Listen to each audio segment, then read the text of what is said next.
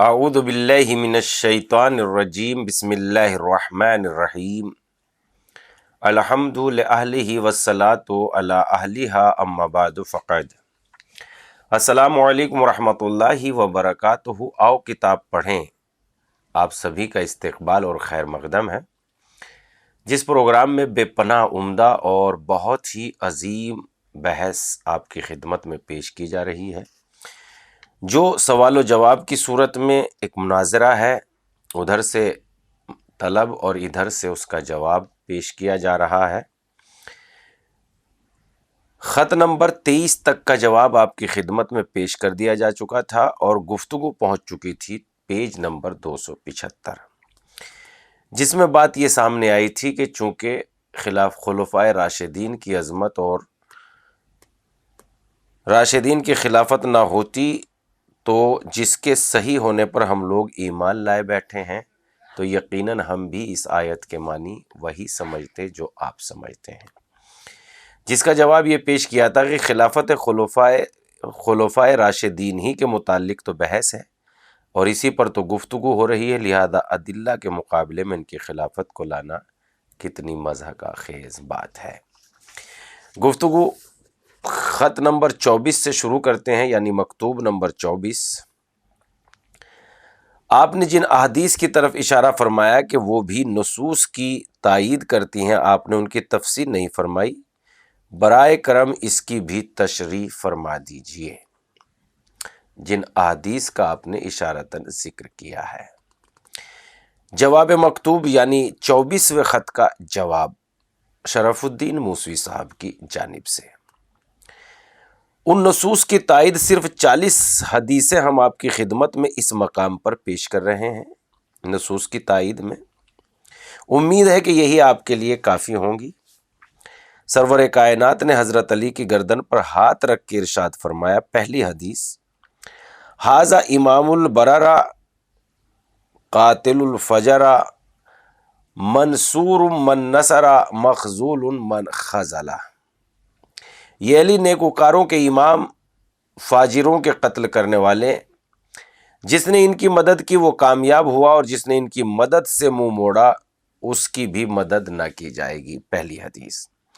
یہ کہتے کہتے آپ کی آواز بلند ہو گئی۔ امام حاکم اس حدیث کو مستدرک جلد نمبر 3 صفحہ نمبر 129 پر جناب جابر سے مروی احادیث کے ذیل میں درج کرتے ہیں۔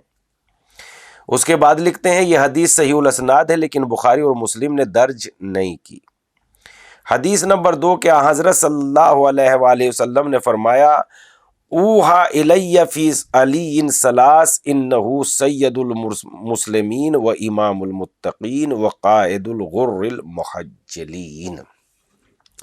علی کے متعلق مجھے 3 باتیں بذریعہ وحی بتائی گئی ہیں۔ علی مسلمانوں کے سردار ہیں، متقیوں کے امام ہیں اور روشن جبی نمازیوں کے قائد ہیں۔ اس حدیث کو امام حاکم مستدرک کی جلد نمبر 3 صفحہ نمبر 138 پر درج کرنے کے بعد لکھتے ہیں، یہ حدیث صحیح الاسناد ہے لیکن بخاری اور مسلم نے ذکر نہیں کیا۔ علی کے متعلق مجھے بذریعہ وحی یہ بتایا گیا، حدیث نمبر 3 متعلق یہ بتایا گیا کہ مسلمانوں کے سردار، متقیوں کے ولی اور روشن پیشانی والوں کے قائد ہے۔ اس حدیث کو ابن بخارا اور بہت سے ارباب سنن نے ذکر کیا ہے۔ حضرت نے علی سے فرمایا، مرحبا بسید المسلمین و امام المتقین و امام المتقین، مرحبا ہے مسلمانوں کے سردار اور متقین کے امام۔ اس حدیث کو حلیت الاولیاء میں ابن نعیم نے درج کیا ہے۔ حدیث نمبر 5، اول من یدخل من ھذا الباب امام المتقین و سید المسلمین و یعصوب الدین و خاتم الوصیین و قائد الغر المحجلین۔ پہلا وہ شخص جو اس دروازے سے داخل ہوگا وہ متقی کا امام ہے، مسلمانوں کا سردار ہے اور دین کا امیر اور وصیوں کا خاتم اور روشن پیشانی والوں کا قائد ہے۔ اور سب سے پہلے حضرت علی آئے، رسول اللہ صلی اللہ علیہ وسلم نے دیکھا تو آپ کا چہرہ کھل گیا، دوڑ کر علی کو گلے سے لگایا اور آپ کی پیشانی کا پسینہ پونچھتے جاتے تھے اور فرماتے جاتے تھے، تم میری طرف سے حقوق ادا کرو گے، تم میرے پیام کو لوگوں تک پہنچاؤ گے، اور میرے بعد جو اختلاف پیدا ہوں گے تو تم ہی راہ حق واضح کرو گے۔ ان اللہ احد الی فی علی انہ رائت الہدا و امام اولیائی و نور من اتانی و ہوا کلمۃ التی الزمتها المتقین۔ علی کے متعلق مجھے خداوند عالم نے جتا دیا ہے کہ وہ علم ہدایت ہے، میرے دوستوں کے امام ہے، میری اطاعت کرنے والوں کے لیے نور ہے۔ علی ہی وہ کلمہ ہے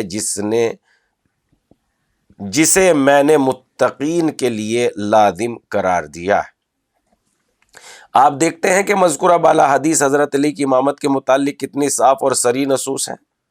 آپ کی اطاعت و فرما برداری واجب و لازم ہونے کے روشن ثبوت ہیں۔ حدیث نمبر 7 میں ارشاد ہوتا ہے، ان ھذا اول من آمن بی و اول من یصافحنی یوم القیامہ وھذا الصدیق الاکبر وھذا فاروق وھذا الامت یفرق بین الحق والباطل وھذا یعصب الدین وھذا یعصب المؤمنین۔ یہ علی پہلے وہ شخص ہیں جو مجھ پر ایمان لائے، قیامت کے دن سب سے پہلے یہی مجھ سے مصافحہ کریں گے، یہی صدیق اکبر ہیں، یہی اس امت کے فاروق ہیں، جن کو جو حق کو باطل سے جدا کریں گے، یہی مومنین کے سید و سردار ہیں۔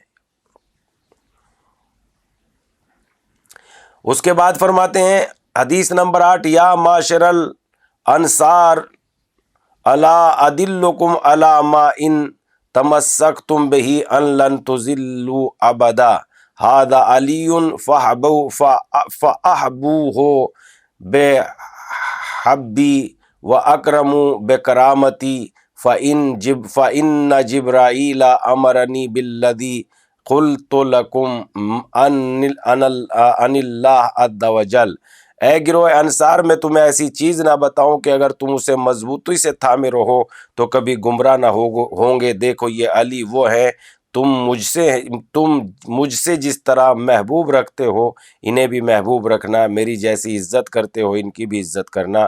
بات میں اپنے دل سے نہیں کہہ رہا ہوں بلکہ امین وحی جبرائیل خدا کی طرف سے یہ حکم لے کر آئے ہیں۔ پھر نبی حدیث میں ارشاد فرماتے ہیں، انا مدینۃ العلم وعلی بابھا فمن اراد العلم فلیات الباب۔ میں شہر علم ہوں، علی اس کا دروازہ ہے، جو شخص علم حاصل کرنا چاہے وہ دروازے سے آئے۔ حدیث نمبر 10، انا دار الحکمہ وعلی بابھا، میں حکمت کا گھر ہوں اور علی اس کا دروازہ ہے۔ علی باب علمی و مبین من بعدی لامتی ما ارسلت بہ حبہ ایمان و بغضہ نفاق۔ علی میرے علم کا دروازہ ہے اور میں جن چیزوں کو لے کر مبعوث ہوا ہوں میرے بعد یہی ان چیزوں کو میری امت میں بیان کریں گے۔ ان کی محبت ایمان اور ان کا بغض نفاق ہے۔ انت تبین لامتی ما اختلفوا فیہ من بعدی، اے علی میرے بعد جب میری امت اختلاف میں مبتلا ہوگی تو تم ہی راہ حق واضح کرو گے۔ اس حدیث کو امام حاکم نے مستدرک جلد نمبر 3 صفحہ نمبر 122 پر درج کرنے کے بعد لکھا، یہ حدیث مسلم و بخاری دونوں کے بنائے ہوئے معیار پر صحیح ہے، لیکن ان دونوں نے ذکر نہیں کیا۔ ان احادیث پر غور کرنے کے بعد یہ حقیقت بالکل واضح ہو جاتی ہے کہ حضرت علی رسول اللہ صلی اللہ علیہ وسلم کے نزدیک وہی منزلت تھی جو خود رسول اللہ کی خدا کے نزدیک تھی۔ جو بات قدرت نے رسول اللہ کے متعلق فرمائی بعین ہی ویسی ہی بات رسول اللہ نے حضرت علی کے متعلق فرمائی۔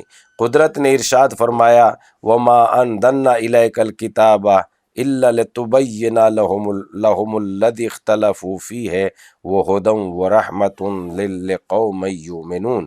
میں نے تم پر جو کتاب نازل کی ہے وہ صرف اس لیے کہ لوگ جس مسئلے میں اختلاف کریں تم راہ حق واضح کرو گے، اور یہ کلام مجید وجہ ہدایت اور رحمت ہے ایمان لانے والوں کے لیے، اور رسول اللہ صلی اللہ علیہ وسلم نے حضرت علی کے متعلق فرمایا، تم میری امت کے اختلاف میں مبتلا ہونے والوں کے وقت راہ حق واضح کرو گے۔ ابن سماک نے حضرت ابو بکر سے مرفوعاً روایت کی ہے، علی منی بمنزلتی من ربی، علی کو مجھ سے وہی منزلت حاصل ہے جو مجھے خدا کی بارگاہ میں حاصل ہے۔ دارقطنی نے افراد میں ابن عباس سے مرفوعاً روایت کی ہے، علی ابن ابی طالب باب حتۃ من دخل منہ کان مومنا ومن خرج منہ کان کافرا، علی باب حتہ ہے، جو اس باب میں داخل ہوا وہ مومن ہے، اور جو نکل گیا وہ منکر ہے۔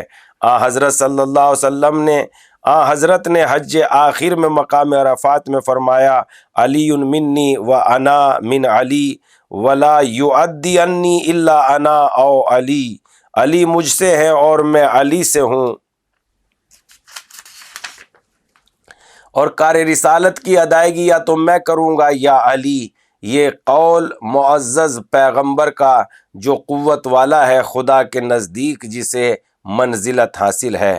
خدا را آپ ہی فرمائیے ان احادیث سے کون سی راہ فرار آپ نکال سکتے ہیں؟ ایسی صحیح احادیث اور صریح نصوص کے مقابلے میں آپ کیا فرما سکیں گے؟ اگر آپ اس وقت کا تصور فرمائیں اور حکیم اسلام کی اس گہری حکمت کو سوچیں کہ آپ ایسے موقع پر یعنی فریضہ حج بجا لاتے ہوئے مقام عرفات پر لاکھوں مسلمانوں کے ہجوم میں یہ اعلان فرماتے ہیں تو آپ پر حقیقت اچھی طرح روشن ہو جائے گی۔ رسول اللہ کے الفاظ دیکھیں کتنے مختصر ہے، لیکن یہ مختصر الفاظ کتنے جلیل القدر معنی اپنے دامن میں لیے ہوئے ہیں۔ الفاظ میں آپ نے مطالب کے دفتر سمو دیے ہیں، لا یعدی انی الا انا او علی، میرے فرائض رسالت کی ادائیگی کسی سے ممکن نہیں ہے سوائے میرے یا علی کے۔ یقیناً اگر ان باتوں پر تشریح کی جائے اور توجہ کی جائے تو یہ اتنے عظیم الفاظ ہیں کہ انسان پوری زندگی بھی اگر علم میں غوطہ زن ہو تو ان لفظوں کے معنی اور مفاہیم میں اسے بڑا لطف آئے گا اور اس کی زندگی میں بڑی روشنی پیدا ہوگی۔ گفتگو کا سلسلہ یہیں پر تمام کرتے ہیں، اور پیج نمبر 287 تک ہماری گفتگو پہنچ چکی ہے۔ ہم انشاءاللہ اس کے بعد آپ کی خدمت میں حاضر ہوں گے، مگر آپ دیکھیے کتنا عظیم مناظرہ اور کتنی عظیم خدمت کی جا رہی ہے، جس کے ذریعے سے آپ اس کار خیر میں حصہ لے سکتے ہیں۔ کم سے کم کچھ نہیں تو دوسروں تک یہ پیغام پہنچانے میں مدد حاصل کر سکتے ہیں، اور ہماری مدد کیجیے صرف اس بات کی کہ آپ اس پیغام کو دوسروں تک پہنچاتے رہیے۔ ایک فارورڈ میں ہو سکتا ہے کسی کی زندگی بدل جائے۔ والسلام۔